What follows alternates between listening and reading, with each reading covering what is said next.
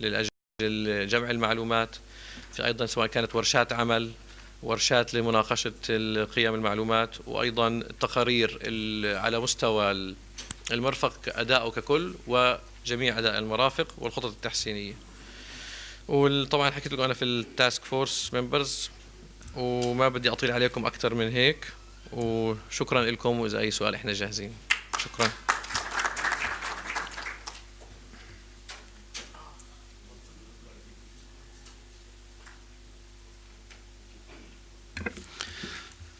شكرا مهندس مصطفى حقيقة على هالمحاضرة القيمة، حقيقة أبدعت. صحيح نتمنى إن شاء الله يكون هذا المشروع ويطلع بنتائج جيدة، ومثل ما تفضلت أنه ليس الهدف أنه فقط نقيم ونترك ونحط على الشلف. الأصل أنه النتائج والتوصيات اللي راح تصدر من هذا التقييم أنه نتعامل معها بكل جدية ضمن كل اليوتيليتيز في قطاع المياه، وإحنا بمس الحاجة إليها، لأنه في هناك العديد من الدراسات تمت بالسابق وللأسف العديد من التوصيات وضعت ولكن حفظت ما شاء الله بمجلد مرتب وحلو وهيك ملون، بس ما حدا اشتغل فيه ولا عمل شيء.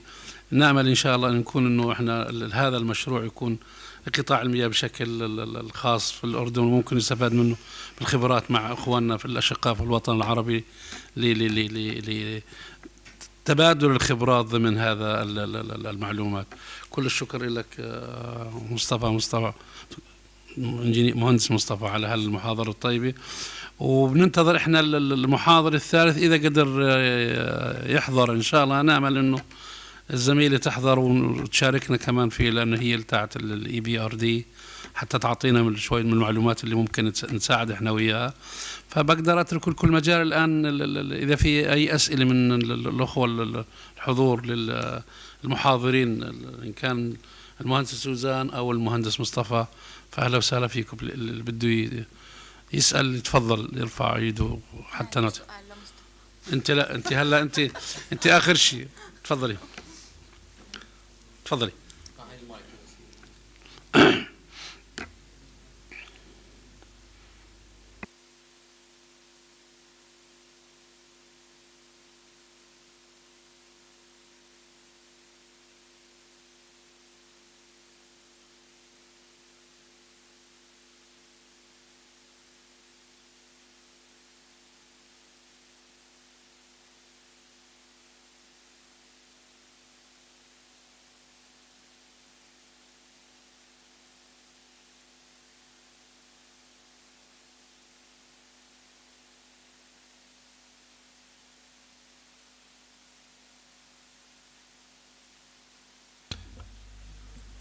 Hi, good morning, everybody. I have a comment for Suzanne Kilani. As you know, our main problem in this area is that so often we have regulations, but we don't have enforcement. I just would like to invite you to I'm working, by the way, for those who don't know me, I'm Suzanne Taha. I work with the Sustainable Water Integrated Management Support Mechanism project. And during the past 2 years, actually, we have been heavily involved in assessing the degree of compliance of the water sector in the Mediterranean countries with the regulations and standards, etc., and how do we enforce compliance. So if you are interested, I would like to invite you to visit the SWIM website and have a look at these documents, because we developed like guidelines for enforcement of regulations and guidelines also for the prosecution and having penalty systems for the different types of violations, etc. So I just wanted to invite you to visit that.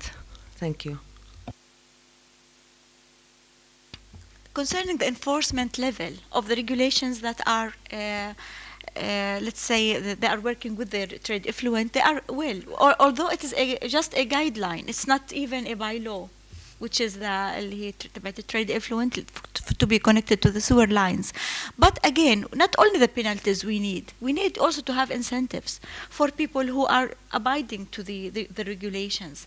For example, as we said, if they are working within a friendly environment, they have to be also, let's say, encouraged by the government, so that their products will be, for example, marketed, they will be subsidized, they will be given some incentives.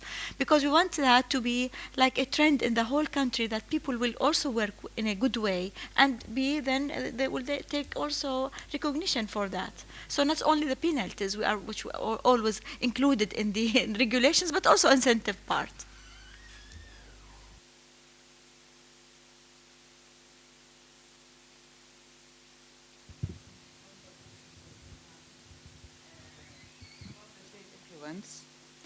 Concerning the trade influence, let's say promoting or giving incentives to people working in this sector.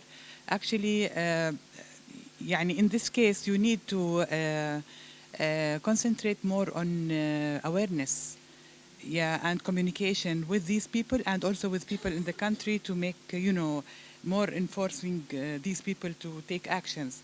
I understood that you started in November, so it's still new, but I hope that you have a communication strategy for this purpose.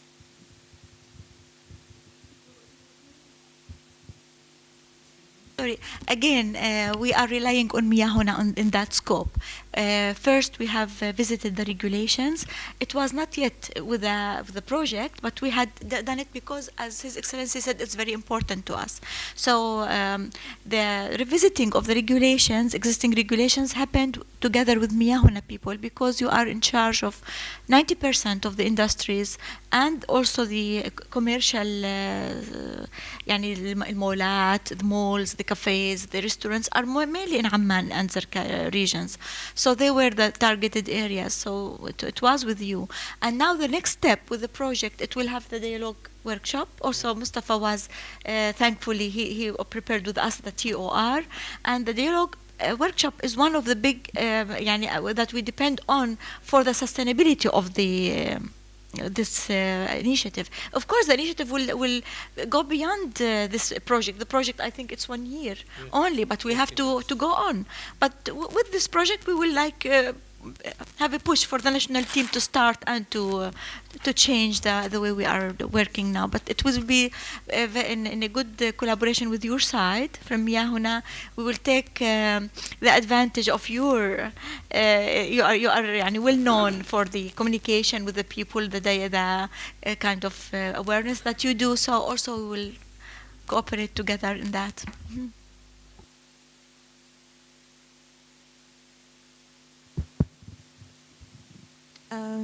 The question is for Mr. Mustafa. I'm Aziza Shal from RAID. It's the Arab Network for Environment and Development. It's an NGO network. My question is concerning the benchmark project, the assessment. Is it an internal assessment or a self-assessment that is done, or it's an assessment done by an external task force? Thank you. Assessment is part of the benchmarking process. So it's assessing for the utility, okay, and it depends on the scope of the project that we want to do.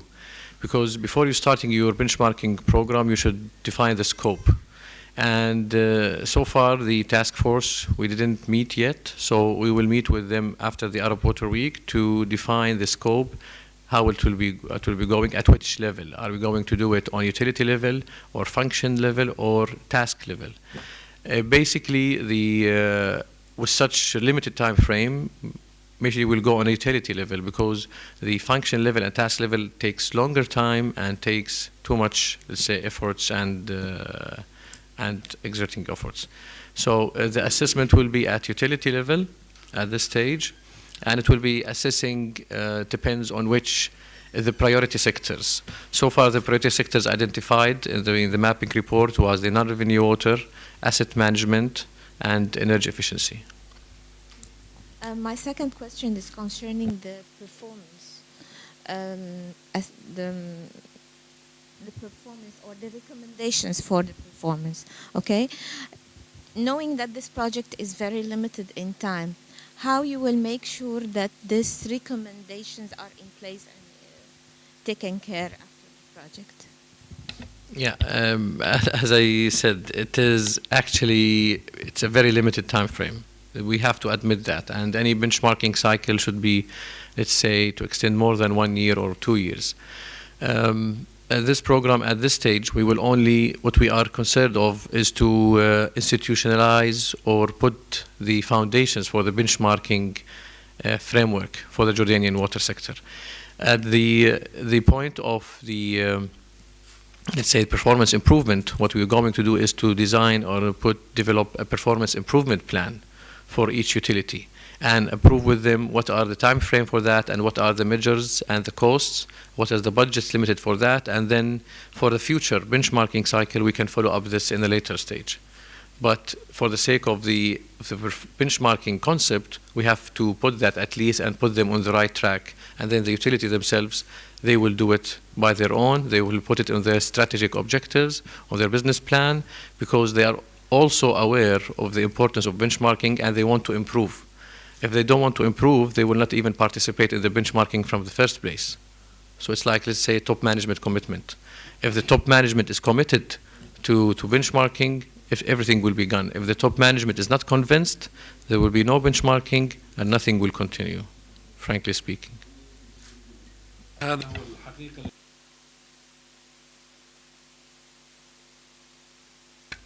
القرار الرئيسي يعني للإدارات العليا اللي هي تنفذ التوصيات اللي تصدر من هذا البرنامج. Any more question? Okay, please. Here.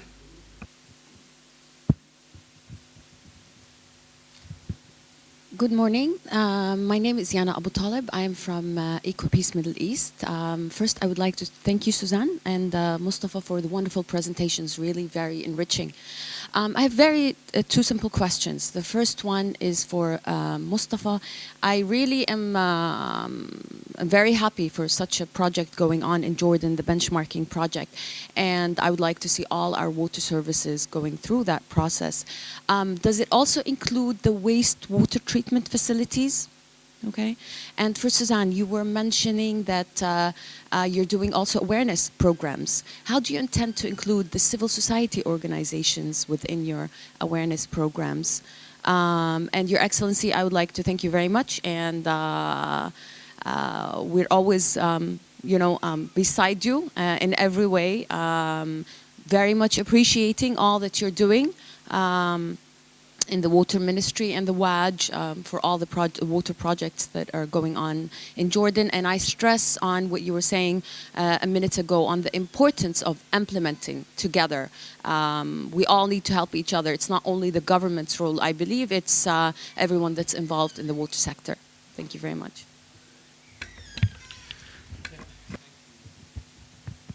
Thank you, Yana, for the question. Actually, from the mapping assessment report we have done so far, we visited the utilities, and the only concern, frankly speaking, it was the water supply. The main challenges was the water shortages as a whole, as a sector, as the high water demand, the high operating cost, the non-revenue water, high energy cost. So you can say more or less within the Jordanian water sector we are more concerned in this, because on the other side, on the wastewater reuse, we're also advanced and we are lucky to have this. Maybe Suzanne will explain it more in her answer, but we know that Jordan is using wastewater reuse on macro scale, which we are very proud of, and this is the only way to do it. We have no choices due to the water shortages. So in brief, the benchmarking cycle, where I see it from, as I told you, the scope is not discussed yet with the group. However, all the problems and the gaps was identified in the water supply systems and not in the wastewater so far. Yeah, of course, it will happen in the future. Benchmarking is massive, and wherever you want to have performance improvement phase, you can do that in different sector, but it depends on which interventions you will have. Okay. Concerning the water quality management in general, not only for the part that I talked about, it's also on the water supply. We have many also indicators that we have to meet with the people. And our target is always to, for the customer and consumer satisfaction, which we have 4 things that we address in our water quality management. It is the affordability, accessibility, quality of the water, the quantity delivered, because you don't want people to go, for example, to other sources that are compromised. And that I hope also I will have that question to Mustafa, if they have addressed those water quality benchmarks, because I'm not part of this project. I don't know what they have addressed. No, I mean, I don't know if quality was recognized in this benchmarking. I don't know. In our cases, of course, because you have first to define who are the people impacted. The people around for example, wastewater treatment plants receiving odor, for example, the workers in the plants who are their safety are compromised sometimes in dealing with the industrial wastewater. You have also the factory owners, the chambers of commerce, chambers of industry. You have Minister of Environment also concerned about the elements of the environment to be affected or impacted. So first you have to see who are your stakeholders, who are the civil society also task force, and you have to include them in your dialogue. And the dialogue has to be on many levels. It might be face-to-face, for example. You have to make interviews. You might invite them to your workshop when you are reviewing a certain standard to take their feedback. We did that, by the way, in our process of visiting the standards, that we have submitted our standard to all concerned people who will be impacted. And of course, we did not receive any feedback, by the way. So we said, of course, we will we will go on. We will not wait. But when we come to the awareness program, the awareness expert is here. So we will try even beyond this scope of this project to develop a communication strategy to make it workable. NGOs also can be invited if they can help us. We have to define who are the people and the enablers.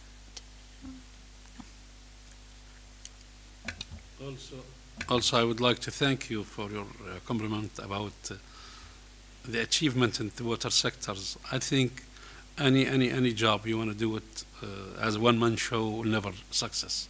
We believe in team working. I think always we work with the private sector, with the public sectors, because all of us, we know the challenge in the water sector or in the sanitations. Thank you so much.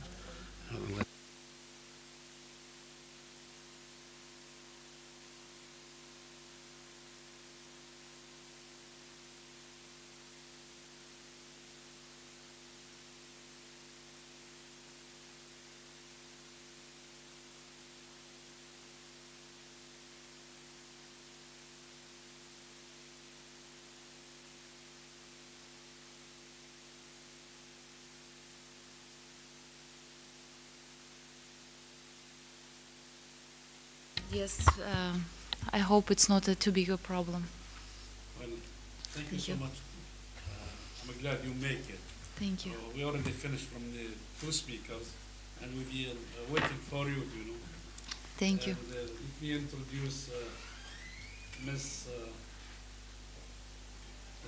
Nadira Mansurova. She's working with the EBRD since 2001. Since 2001, and has held various positions in resident offices of EEBRD before moving to the bank headquarters in London 2005. Ms. Mansurova working in the municipal and environmental infrastructure team, which cover investment and services under the responsibility of local government. Ms. Mansurova is a national of Uzbekistan. She is graduated from the University of World Economy and Diplomacy in Uzbekistan with a degree in economic. Her presentation will be on EBRD activity in the water sectors. let me welcome you, and the floor is yours. Thank you so much. Should